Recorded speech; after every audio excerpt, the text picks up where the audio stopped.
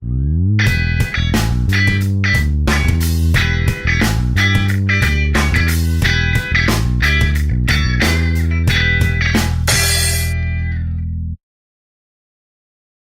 Franco, que foi presidente do Banco Central, formado, se não me engano, em Harvard, um doutorado em Harvard, e professor da PUC do Rio de Janeiro, fez a sua tese de doutorado estudando a hiperinflação, ou pós-guerra, a hiperinflação do pós-guerra, né? No pós-Primeira Grande Guerra. Faz observações interessantes, que eu vou descrevê-las todas para vocês. Primeiro, ele compara o final, o período de paz que se segue à Primeira Grande Guerra com o período de paz que se segue à Segunda Grande Guerra. No final da Primeira Grande Guerra, os vencidos foram, vamos dizer assim, explorados ao máximo e havia uma expectativa de que tudo voltaria ao normal se o padrão ouro fosse restabelecido. Para restabelecer o padrão ouro, a regra era qual foi a inflação no período? Foi de 20%? Então, as taxas cambiais têm que ser corrigidas 20%. Há um desprezo total na Primeira Grande Guerra para as mudanças reais da economia. O Império Austro-Húngaro, todo fracionado,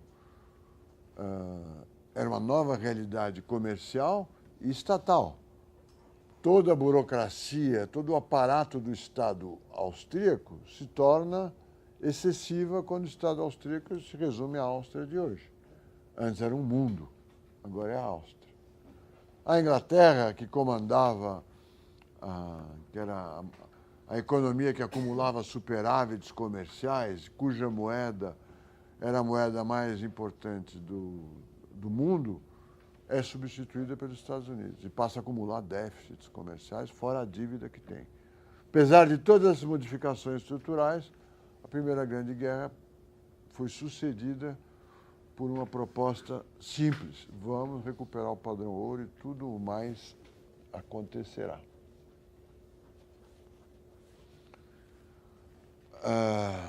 E vamos para fazer isso, vamos corrigir as taxas de câmbio, levando em conta a inflação que houve no período. Como se a Grande Guerra tivesse gerado apenas um problema nominal, um problema de quantidade de moeda em circulação. Já a Segunda Grande Guerra, como vocês sabem, foi sucedida por um esforço de reorganização das finanças internacionais e por um apoio maciço dos vencedores aos vencidos,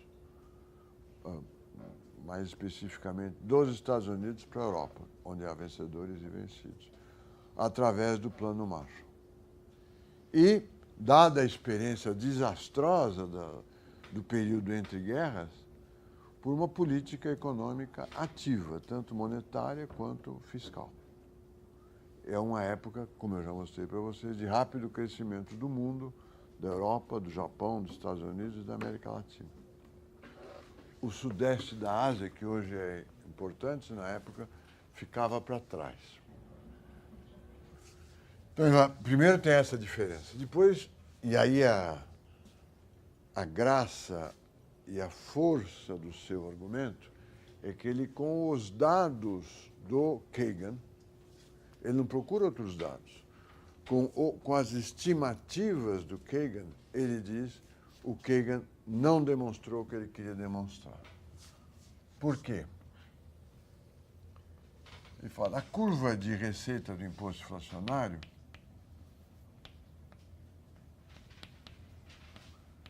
é calculada em cima de uma demanda de moeda. É esse produto aqui de X vezes Y que dá a curva do imposto inflacionário. Em cada um desses pontos, você tem um ponto de equilíbrio, a taxa de inflação esperada deve ser igual à taxa de inflação observada. Se você errou na expectativa, você está ou abaixo ou acima da curva, não está sobre a curva. E deve corrigir o seu comportamento. Você achou que a inflação esperada era esta, e ela foi esta, você vai vir para cá no momento seguinte. Né? Porque você retém moeda em função da inflação esperada. A inflação que passou no mercado financeiro, ninguém administra dinheiro olhando com o espelho retrovisor. É lógico que você tira umas lições, mas você olha o que vai acontecer para frente. Você tinha dinheiro, a inflação foi 100%, sinto muito. Agora vamos ver qual vai ser a inflação futura. Então, a cada um desses pontos desses pontos da curva de imposto inflacionário é um ponto, é o produto da ordenada e da abscissa de cada um dos pontos sobre a curva de demanda inflacionária. Aí ele afirma o seguinte: Kagan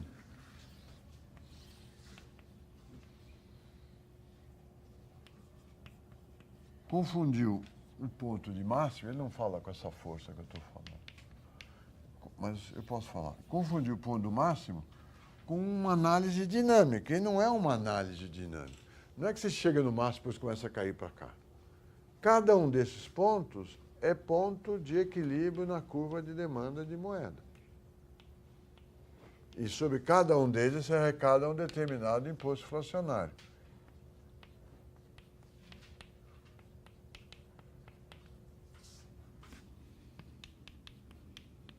Cada um deles. Não há nada, isso aqui não é um gráfico de um equilíbrio dinâmico. Você estando aqui, você cai para cá. Ou se mexer um pouquinho, cai para cá. Não. Você está ou sobre a curva ou fora da curva. Se você estiver dentro da curva, a tendência é você corrigir as expectativas, inclusive no modelo do Kagan, e caminhar para os pontos da curva.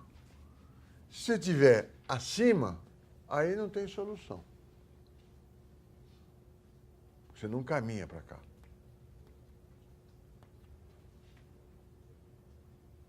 Então, para saber se a hiperinflação da Alemanha e outros países é causada por um excesso de moeda, é preciso saber se o déficit público está aqui dentro ou se está aqui fora. Se estiver aqui dentro, não há nada para causar hiperinflação. Você caminha por uma determinada inflação. Se estiver aqui fora, num ponto aqui, aí você caminha para a hiperinflação. É um argumento forte, porque ele não está dizendo, olha, eu não acredito na demanda de moeda, ou os dados do Kagan estão errados, ou o Kagan não tem nada, não está com nada. Não, ele pegou o argumento do Kagan, as estimativas do Kagan, e foi para ele tirar a conclusão que o déficit público era o que causava a inflação, ele precisaria encontrar pontos fora da curva de receita do imposto inflacionário. Os países deviam estar lá, os déficits públicos deviam estar lá em cima. Ele pega os mesmos dados e vê que a maior parte dos países está aqui embaixo ou sobre a curva.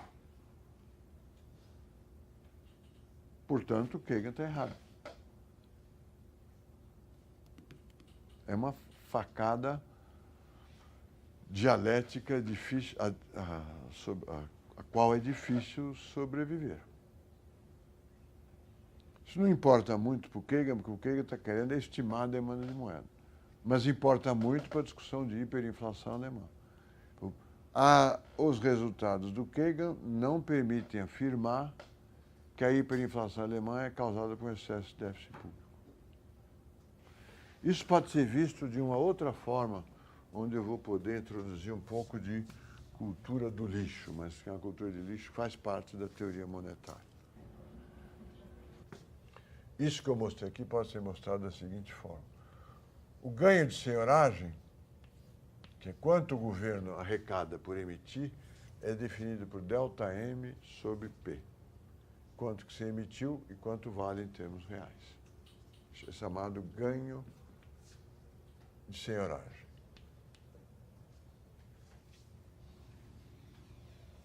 O imposto inflacionário é definido como o encaixe que as pessoas mantêm, quer dizer, a caixa real que as pessoas mantêm, multiplicado pela taxa de inflação esperada.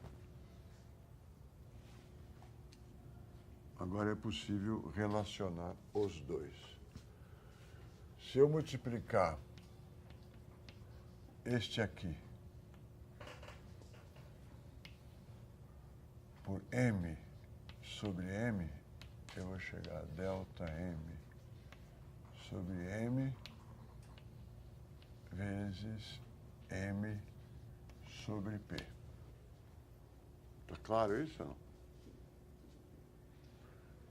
Ganho de seuragem é delta M sobre P. Multiplica por M sobre M, não muda. Aí pega esse M, põe aqui embaixo, e o P põe para lá, fica delta M sobre M, M sobre P. Se nós estivermos em equilíbrio monetarista, mas é equilíbrio, não é equilíbrio, nós sabemos que delta M sobre M é igual a delta P sobre P, que é igual a delta PE sobre PE. Então, sobre a curva, a oferta de meio de pagamento cresce a uma taxa que é igual à taxa de inflação, que é igual à taxa de inflação esperada. É o equilíbrio. Então, eu posso substituir aqui, colocando delta PE, M sobre P. O ganho de seuragem é igual ao imposto inflacionário quando delta P sobre PE é igual a delta P sobre P, que é igual a delta M sobre M. Ele é menor do que o imposto inflacionário quando delta PE sobre PE é menor que delta P sobre P.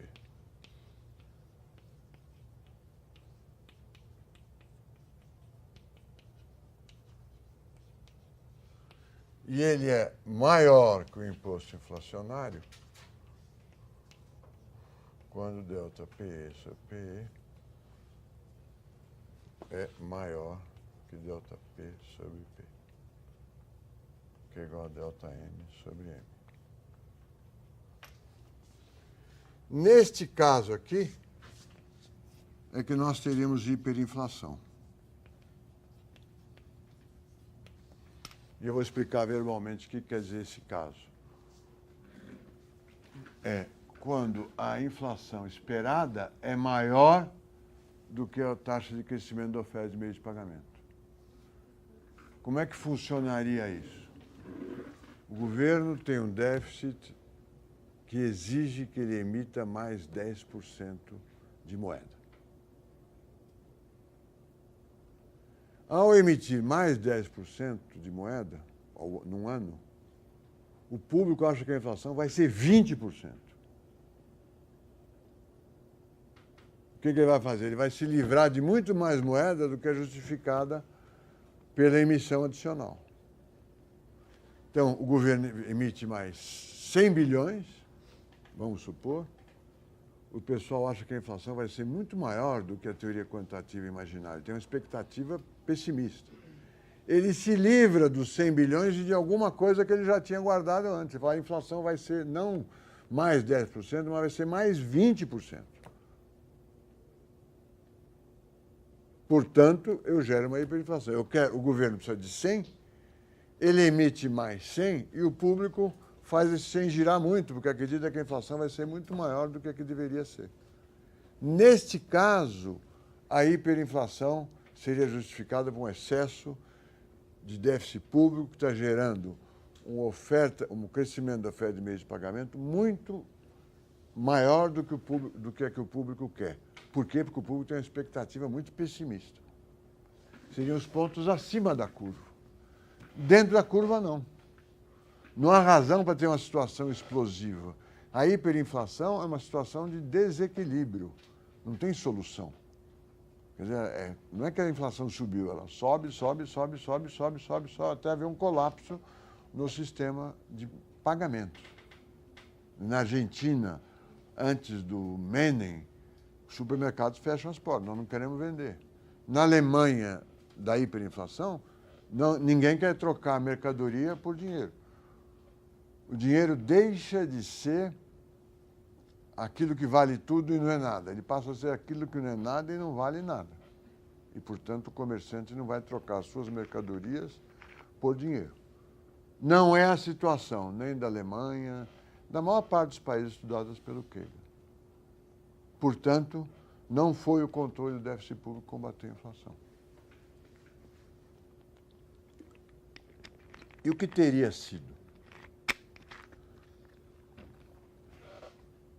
O que salvou, porque a inflação, a hiperinflação alemã, acaba repentinamente em outubro de 1923. É um dia de outubro. Outubro é um mês para prestar atenção. A Revolução de 30, a crise de 30 também é outubro. No Brasil, a recomendação é olhar para agosto. É o mês do cachorro louco. O Jânio renunciou em agosto. Houve várias crises políticas em agosto. Nas finanças internacionais é outubro.